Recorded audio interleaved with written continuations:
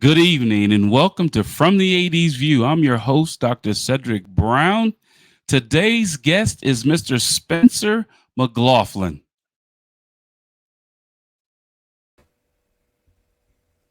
Hey, Spencer, how are you? I'm doing outstanding, Cedric. Great to be with you. Absolutely. Hey, Spencer, we're going to have a couple topics to talk about. Tell me what you think about the 2024 WNBA draft class. All the eyes are on Caitlin Clark, as they should be with good reason, but there's another player in that draft class that everybody should be acutely aware of. Absolutely. The 2024 NFL draft class. What say you about that? Quarterbacks, and a lot more quarterbacks. Very, very curious to see where some of those guys land after Caleb Williams makes his way to Chicago. Absolutely. And then finally, Spencer, you are a sports broadcaster. What about the sports broadcasting industry, or what about the sports broadcaster career can you tell our audience about? Well, I mean, I can tell the audience about everything that I've ever done, why I do it, and why I love it. But I mean, fundamentally, it's just a fun job. I get to wake up, talk about sports every day. There's nothing better. Absolutely. These topics and more on From the 80s View. Let's get it.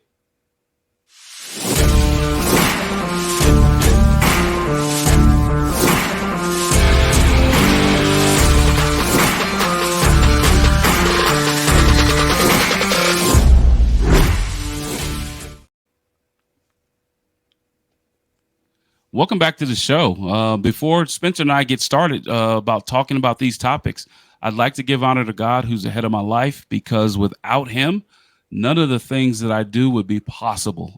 As a father, as a husband, as a professional, none of those things would be possible. So I definitely want to be able to give him thanks and honor for those things that he's done for me. Let's bring back Mr. Spencer McLaughlin, who is formerly sports broadcaster for KSCU 103.3 FM, former broadcaster at Eastern Oklahoma State College.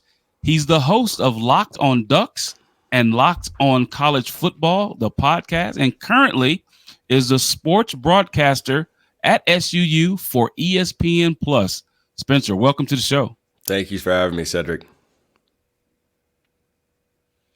Hey, man, you and I have grown to know each other a little bit more. And I must say, Spencer, that watching you do what you do and seeing how you carry yourself, somebody might say that, you have to be seasoned for this many years or this many, seasons or have this many jobs. Spencer, you're a young man, and you do a remarkable job. So I just wanted to share that with you as a colleague and as a friend that you get it done. So let's get into some of these topics, right?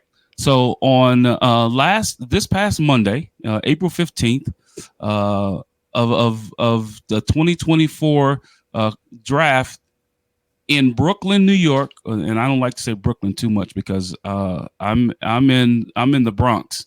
I'm from the Bronx, so I don't like to say Brooklyn too much.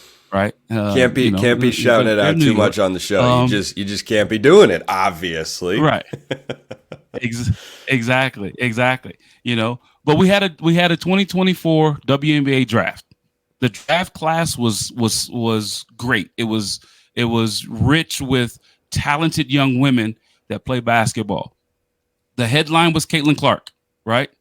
What do you think about this WNBA draft class, Spencer? Well, I think Caitlin Clark is as close to a no-brainer number one pick as we've seen in any sport probably ever. I mean, Andrew Luck was a consensus. Trevor Lawrence was a consensus number one. Caleb Williams is going to be, and I still don't think that any of those guys are in the same stratosphere of this has to be the number one overall pick as Caitlin Clark. Like, not just because She's a great player. Everybody knows that she is. She's the female version of Steph Curry Right. when you watch her play. Right. And there's just nobody else that plays like that. That's why she's grown so much with her popularity and her fame and endorsement deals.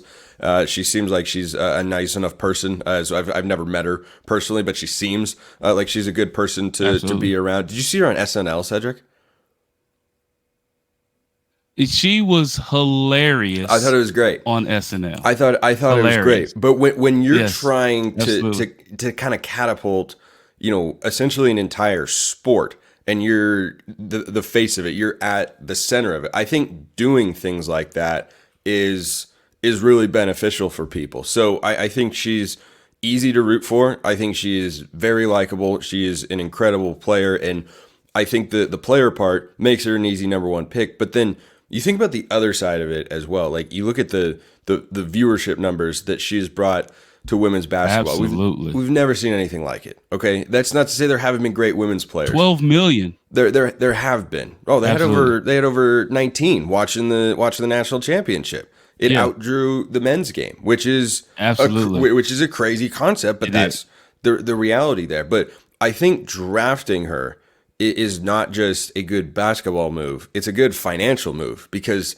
that is like she is the attraction. She is the draw. So if you're the Indiana Fever, who have of course struggled, that's why they have the number one overall pick, you are now going to get people to watch your games more than they have before.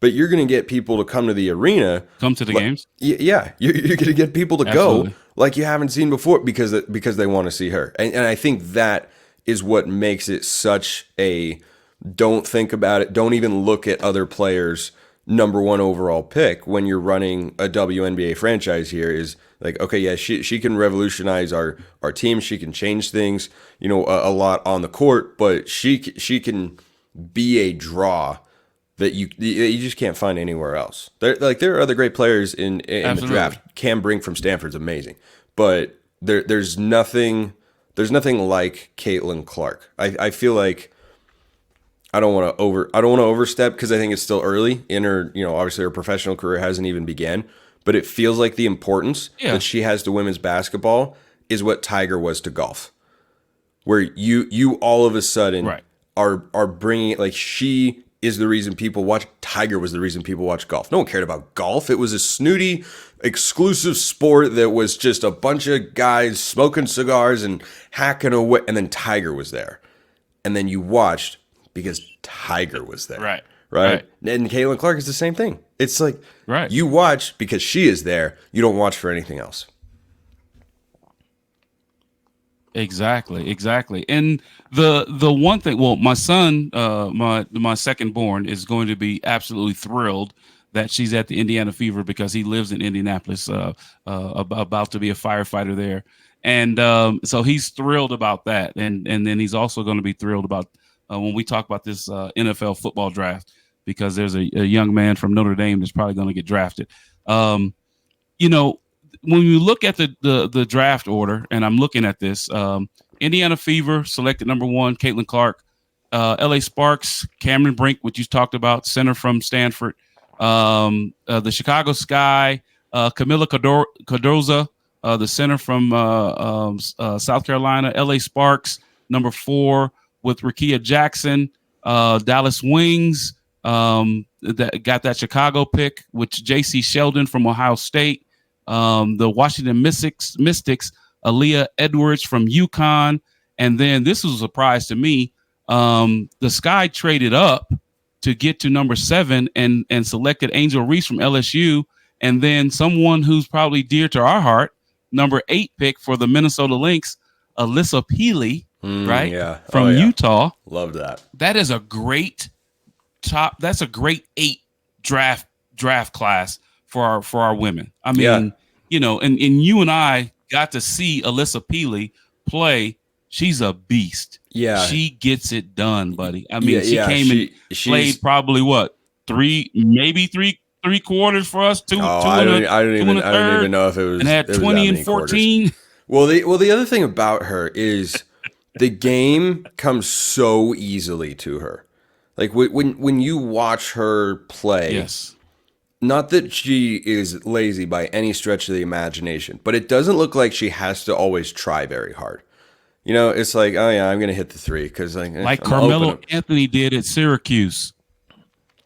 That Yes, yes, admittedly, yes. you alluded earlier to the fact that I'm a young guy. I never watched him in college. I was like 6, and I didn't really start watching college basketball until I was like 10 years old. But I'm aging myself. Right, no, that's not a bad one though. That's not like that's a 2003 draft class with Carmelo, D Wade, LeBron, and right.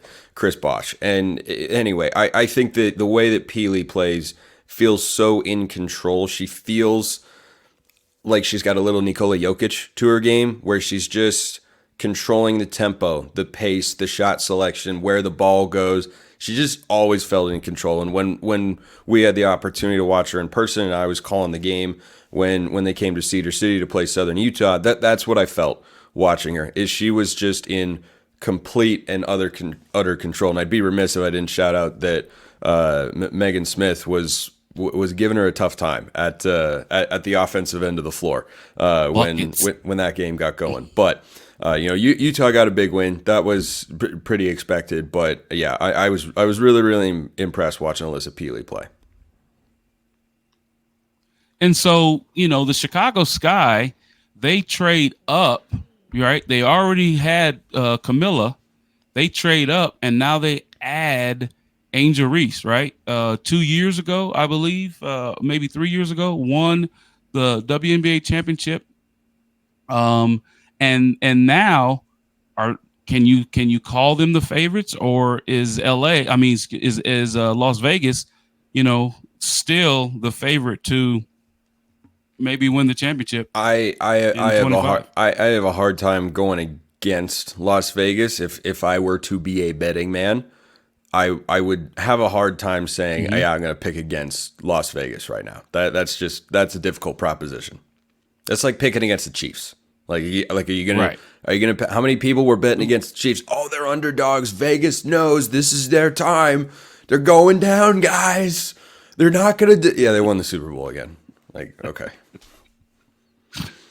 Right. And had a tremendous season. Nobody thought they were going to do it and we're going to talk a little bit about that probably after the break. Everybody expecting Aaron Rodgers to come over to the New York Jets and do something. And I'm a Giants fan, but I'm a New York fan, right? So if the Giants aren't playing, I can root for the Jets a little bit. But I think that, Candace Parker, she left Chicago Sky, won a championship in her home city. Help them win a WNBA championship. I don't know though, man. I think Chicago with those two women and the way they play, they can go big with both of them and play Kamilla at the center and play Angel at the forward, or so I don't know. And they're young, and I agree with you. I agree with you, Spencer, that until you defeat the champion, they are the champion. So I agree with you. Yeah. But Spencer, stay with me because I have to pay some bills. And we're going to go to a short break. You are watching From the AD's View. I'm your host, Dr. Cedric Brown. We'll be right back after this break.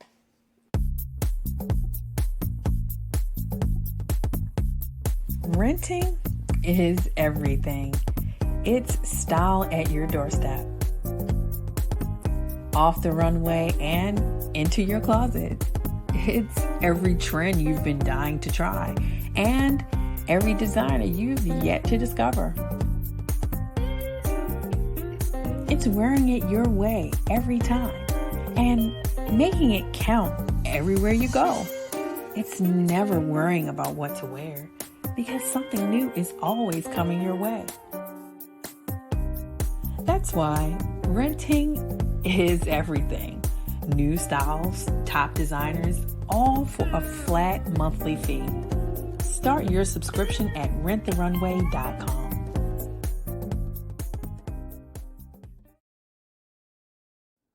Slow roasted over hickory fire and pulled by hand. This is the way pit pork has always been done. Pulled pork lovers, rejoice. The smoky old days are back at the Smoke Shack. From the creative team that brought you The Browning Project and Dead by Morning comes a new thriller that will change the way you look at white-collar crime forever. Falling from the Sky.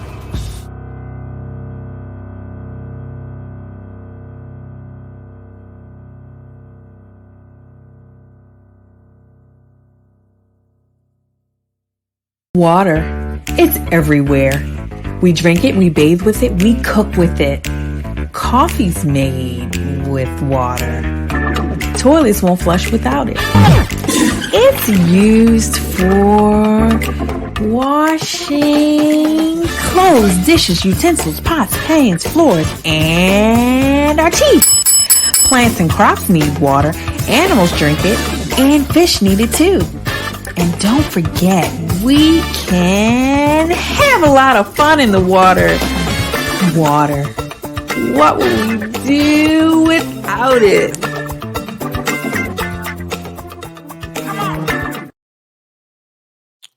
Welcome back to the show. You're watching From the 80s View. I'm your host, Dr. Cedric Brown. Before we get back to our guest today, I'd like to talk a little bit about my book.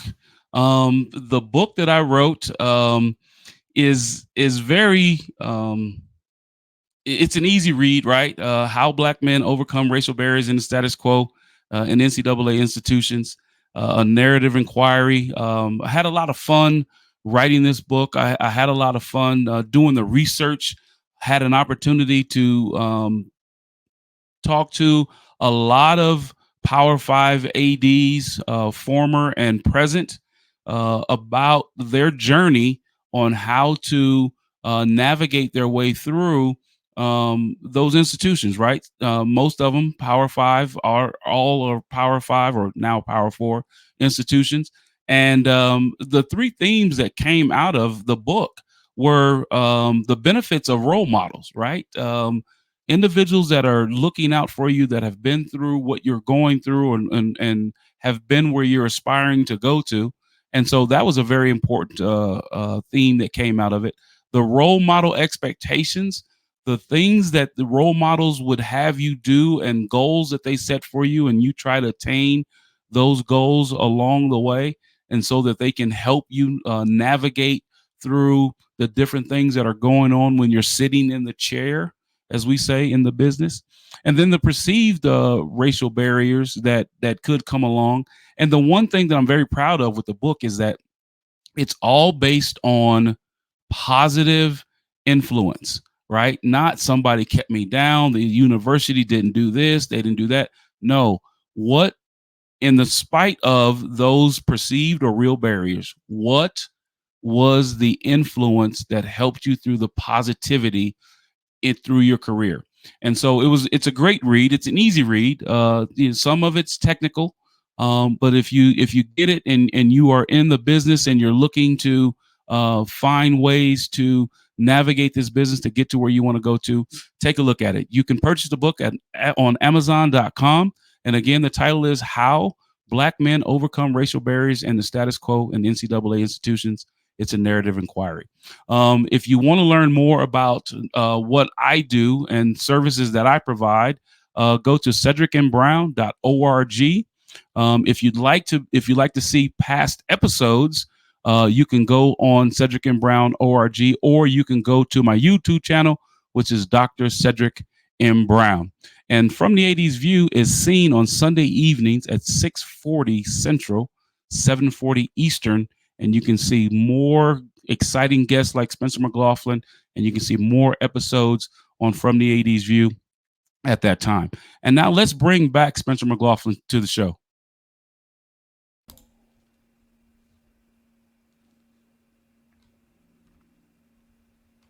Hey, Spencer, welcome back.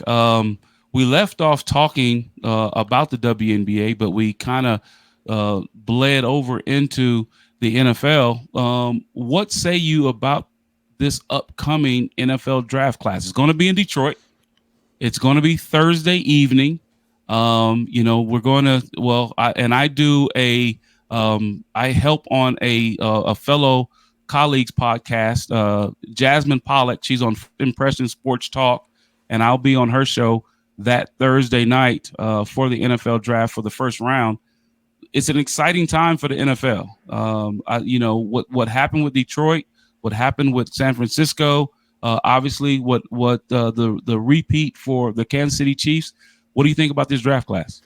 Well, I'm just most fascinated. A lot of great players, really, really good receiver class, but I'm most fascinated to see where the quarterbacks go. I mean, it's the most important position in all of sports, and I think there are some really, really good ones in this cycle. I mean, you start with Caleb Williams. He's going to go to the Bears. That's not really up for debate. But after that, we're at the time of year, Cedric, where it seems like teams are trying to talk themselves into anything other than what we have known for a long time. Things like Drake May's the second best quarterback in the draft, which is a belief that I hold personally. Right. But people are trying to talk themselves into Jaden Daniels could be the third quarterback, or J.J. McCarthy might be the third quarterback. And I think the fact that it's that deep to where Bo Nix is probably like the sixth best quarterback after he just set the NCAA single season completion percentage record, I think that's a testament to where these guys are at. And, the curious thing,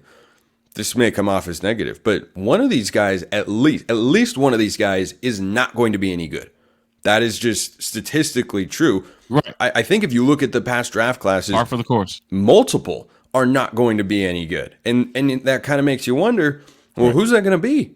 Who is not going to work? Why isn't he going to work? Is it going to be about the team? Is it going to be about himself? Is he going to get hurt? You don't know. You just don't know. So absolutely, I think that's what makes the draft so fun. Is it's really, really easy and entertaining to prognosticate about how a guy fits here, how a guy fits there. What's this situation going to be like? Does he have enough help? Are his traits enough? Can he succeed early? I was a big CJ Stroud fan. I did not think he was going to be as good as he is right here, right now, because the Texans won a playoff game. Right? Yeah, I'm pretty sure the Texans beat the Browns. Absolutely. Yeah, in a playoff game. It's like, yep. Well, that was quick. And now the Texans, who have got Stephon Diggs and have made a bunch of other moves, are suddenly all in. And that's the sort of change you can see. Who's going to have their franchise altered immediately like that? Could it be the Washington Commanders getting, a guy like Drake May? Or will it be the Bears with Caleb Williams? Will Caleb Williams work out the way everyone's looking at? I think the quarterback situation is just so fascinating. And you really have at least six guys who I think succeed or can succeed at some level in the NFL. Caleb Williams, Drake May, Jalen Daniels, J.J. McCarthy, Michael Penix, Bo Nix. I think among those six guys, you're going to get at least two long-term franchise caliber starters, and I wouldn't be surprised if the number's 3 to 4. It won't be 5, it won't be 6, but it will be 6. Right. It will be multiple among those guys, and I think it depends for a couple of them, especially where they land. Well, and that's exciting, and it can be tumultuous for some fans, right? I'm a Giants fan. When Daniel Jones came out of Duke, he was he was throwing that thing around, right? They called him Danny Dimes. He gets $160 million contract last year, and doesn't play as well as you thought he could have played. The running back situation was what it was, and he went to that other team in the NFC, in NFC East, and I won't talk about that other team, right? I'm excited by the fact that we might get, one receiver that's, coming out of Washington, he lit Washington up, and they did such a good job with Penix Jr. there and Romo Odunze, the coming out of Washington. I'm excited about that, but I wish that Malik Neighbors from LSU was there, because I think he's a more exciting wide receiver. What about that wide receiver class that's coming out? You have Harrison Jr.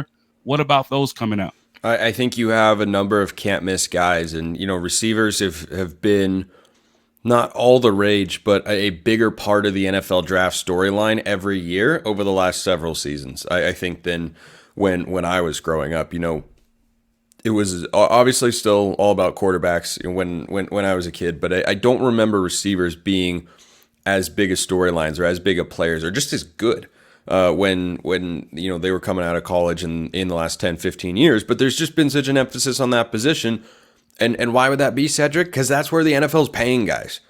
I mean, the NFL only really pays about five positions. You pay quarterback, you pay left tackle, you pay receiver, edge rusher, and a great corner. Everybody else, we're not going to give you some uber mega deal, right? I mean, look at the Chiefs. Even though they didn't have a receiver, they've got the quarterback in Patrick Mahomes, and they've had some good offensive lines. Chris Jones is a pass rusher, and they've got a loaded secondary that they built through the draft with guys like Trent McDuffie from Washington, who's a stud, and Roman Dunze from Washington is.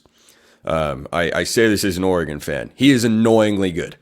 He is annoyingly good. He does not drop the ball. And if you throw it up in a 50-50 situation, it was more like a 90-10 with the way Penix threw the ball. So he's going right. He's going to get it. Yeah, he's going to get it. I mean, his hands are just he has late hands and he has soft hands. When he's plastered by a DB, he's not a big separation guy like that. That's not his MO as much. Like a guy like Troy Franklin or Malik Neighbors. Physical, I think. Though. Yeah. No, Dunze's definitely got a physicality to him, but. I wouldn't look at I wouldn't look at a Dunze and say, oh, he's Tyreek Hill, he's just going to run away from the defense, or he's going to be no, he's someone who you're just Calvin Johnson style. Was Calvin Johnson ever known for being wide open all the time because he just cooked DB? Like he could, but what do you think about with him when you think Calvin Johnson? You think, oh, I'm just going to throw it up and he's just going to go get it. Well, you throw it up to Roman Dunze, guy's just going to go get the football. That's just what he did for the last couple of years. At Washington with Penix, and they had the best passing offense in all of college football. So I love the receiver class. I think it's 7-8 guys deep, to the point where a guy who I really, really like and I'm rooting for as an Oregon fan, Troy Franklin, might not even get taken in the first round. And he's a first round talent. He's a first round caliber receiver, but is he going in the first round? Probably not. He's probably early to mid second, which is a really good spot for him to be.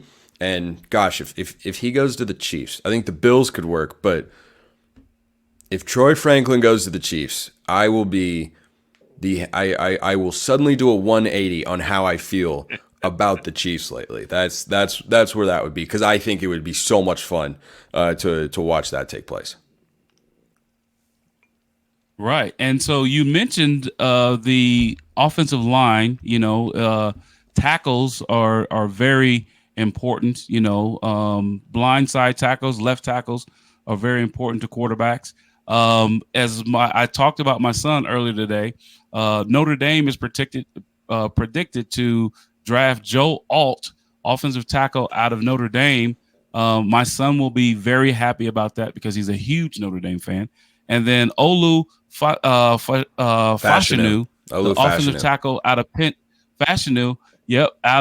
Penn State, is predicted to go to the Jets, where Aaron Rodgers needs someone to protect, his left side, right? Because he's coming off that injury next year. What do you think about the offensive tackles that can potentially make an impact in this year's season?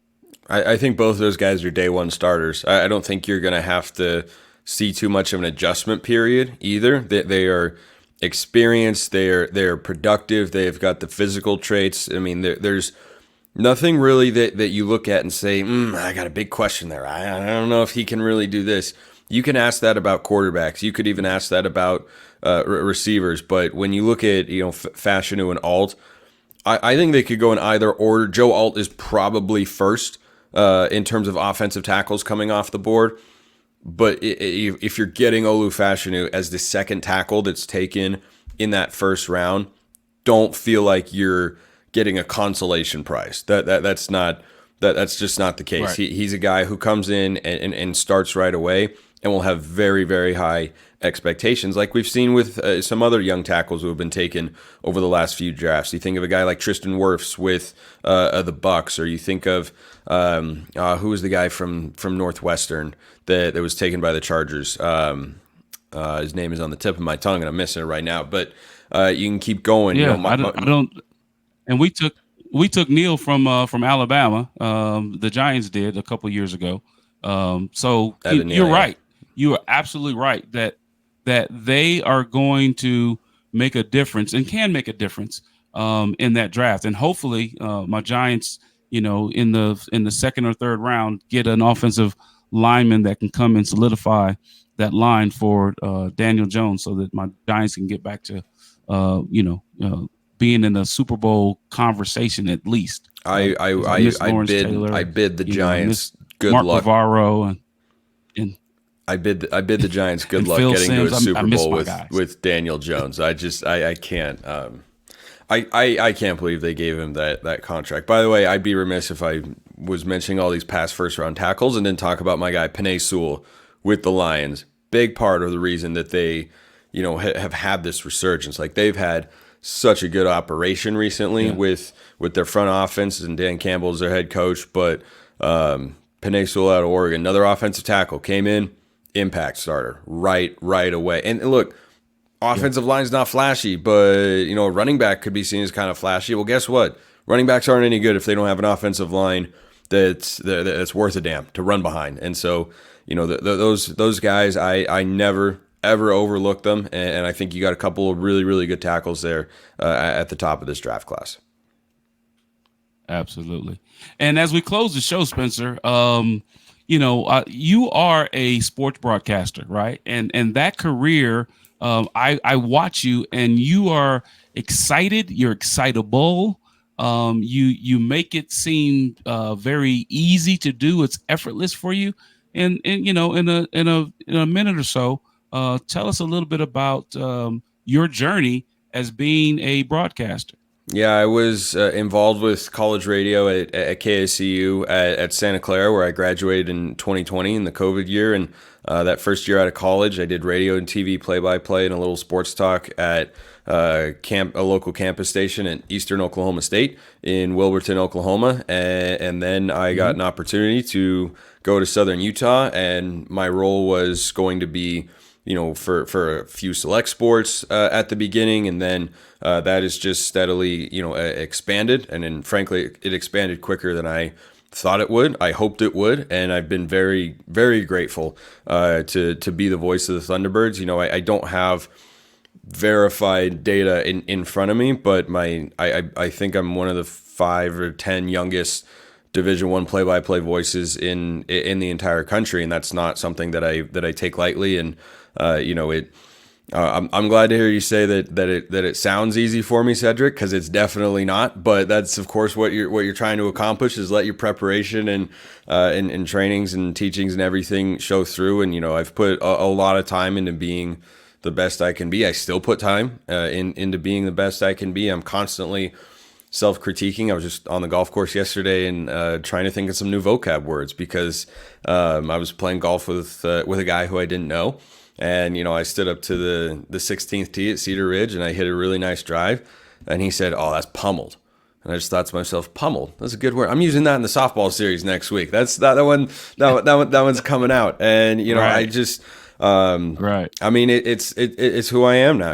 I do podcasts as you mentioned, Locked On College Football and Locked On Ducks, and doing play-by-play is just the best. It is the absolute best. There's nothing like calling a really exciting game with a great crowd. At SCU, I think of any time Southern Utah and Utah Tech get together, big game, big crowd, great atmosphere. Those are the moments that I live for, and I never want to end. I want those games to go into 6 overtimes. I want to just keep on right. calling them. But I relish every opportunity truly that I get, because it's a privilege to be in the position that I'm in. I don't take it lightly, and I love it more than I ever thought I could love a job growing up. I didn't even think this was possible as a job growing up as a kid. I didn't decide to be a broadcaster until just before my senior year of college, and that was by far the best decision in my life I've ever made. Absolutely, absolutely. And Spencer, if individuals wanted to get in contact with you, right, how could they go about doing that? What's the best way to get in contact with you? Yeah, just reach me on X, formerly known as Twitter. You can shoot me an email as well if you'd like at spencermclaughlinpxp@gmail.com. But my DMs are wide open on X at smclaughlincfb or at Locked On Ducks or at locked_on_CFB. I manage all of those accounts, and you can DM me anytime. But my personal account's probably the easiest way to get in touch with me there. But yeah, I'm a pretty open book. Anytime someone sends me a message about something, I'll tend to respond. I don't really look away from messages that often because if someone wants to say something nice, or even if someone wants to say something mean, like I like looking at it, I think it's kind of funny. That just comes with the territory of being a personality there. But yeah, you guys can always reach out anytime. It does. And the last thing before we go, Spencer, I ask all my guests at the end of the show, and it doesn't have to be heavy, but Spencer, what does faith or spiritualness mean to you?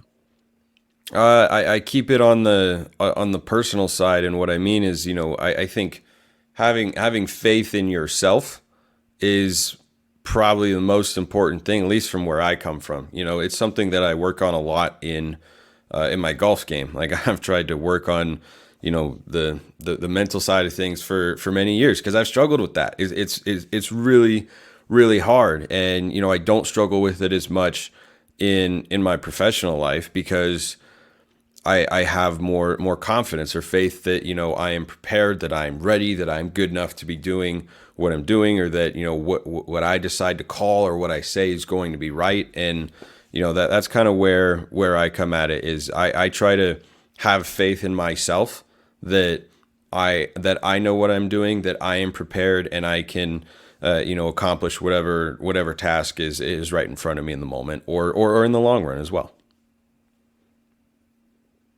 Absolutely. Well, Spencer, I appreciate you, man, for being on. And like I Anytime. said, I believe that you are one of those up and comers in the business. And I believe that you're going to be not just the voice of the Thunderbirds. One day you're going to be the voice of someone else doing something spectacular inside the business and the industry of sports broadcasting. Because you get it done, Spencer, and you are doing a remarkable job, man. So thank you for being on the show. I appreciate it. Yeah, thank you for having me. I appreciate the kind words, Cedric. And as it pertains to the future, I always say I'm just trying to get through tomorrow first. Absolutely. Well, I'd like to thank Mr. Spencer McLaughlin for being on the show with us today. And as I close the show, as I do all the time, I just want to talk about something very quickly. And it's supporting women's sports, right, at the collegiate level. If you get an opportunity to go out to a women's volleyball game, a softball game, watch women's track and field, watch women's basketball, any of those opportunities that you get, go and watch, because you'll be amazed at how talented the women are, how passionate the women are, how incredibly competitive the women are, and you'll be pleasantly surprised. I had an opportunity to watch a WNBA draft pick in Alissa Pili from Utah University. Outstanding. And I will be watching the Minnesota Lynx as this season comes up this summer, watching Alissa Pili do her thing, because she's an outstanding basketball player. That is a woman, but she's a basketball player. She gets it done. She shoots it. She dribbles it. She passes it. And she understands the game of basketball. So if you get an opportunity to go see a women's athletic event, go do it. You'd be pleasantly surprised, and you will always, after that, support women's athletics. You're watching From the 80s View. I'm your host, Dr. Cedric Brown. Good night, and God bless.